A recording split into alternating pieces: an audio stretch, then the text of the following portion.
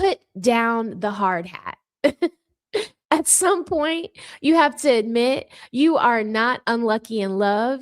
You are loyal to a role. And that role is Captain Save a Grown Man. Pure and simple. That is your real soulmate. Not peace, not softness, not joy, not even mutual respect, baby girl. The role. The applause that comes from people saying, wow, you really held him down, girl.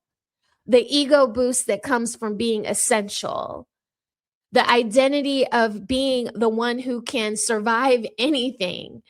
The secret thrill of being the woman behind the man, especially when the man is unstable enough to make you feel superior. That here is the gag, people.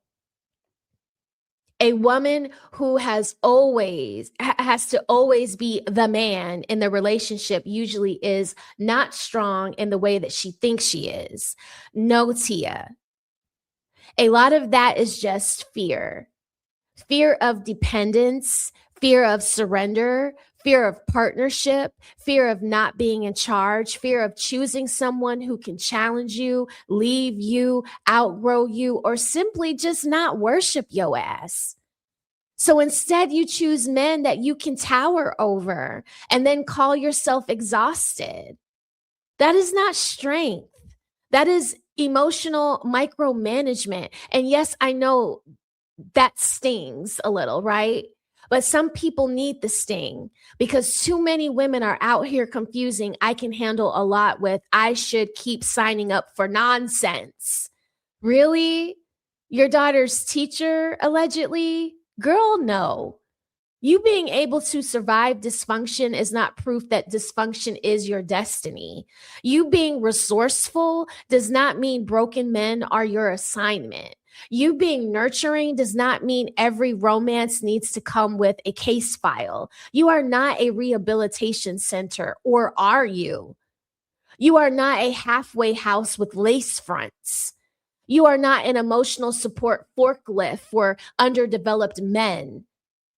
And if every love story somehow turns into a rescue story, maybe the common denominator is not the men you choose. Maybe it's your appetite. Because appetites tell the truth when words do not. Some people say they want stable, but they crave unstable. They say they want peace, but they crave intensity. They say they want a provider, but they crave someone they can position as less than them. They say they want masculinity, but only the kind they can supervise. That is why so many people are in relationships where they are forever disappointed. They are not choosing from alignment. They are choosing from their freaking egos. An ego will have you in full glam, giving TED Talks about love while privately repeating the same miserable cycle in higher definition. We see you, girl. That is the part that nobody likes to hear. We see you. Because it is easier to say men are trash. It is easier to say he changed. It is easier to say I just have bad luck. No, sometimes you have a bad pattern, Tia. And patterns do not break because you change faces. Patterns break when you tell yourself the truth.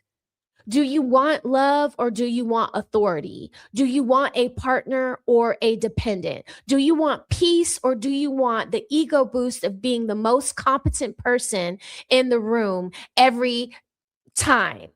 Every conversation, every crisis, every relationship. Because baby, if you only know how to love from the top, you do not know how to love. You know how to manage. And management is not marriage. Management is not intimacy. Management is not respect. And management is not desire. It is labor.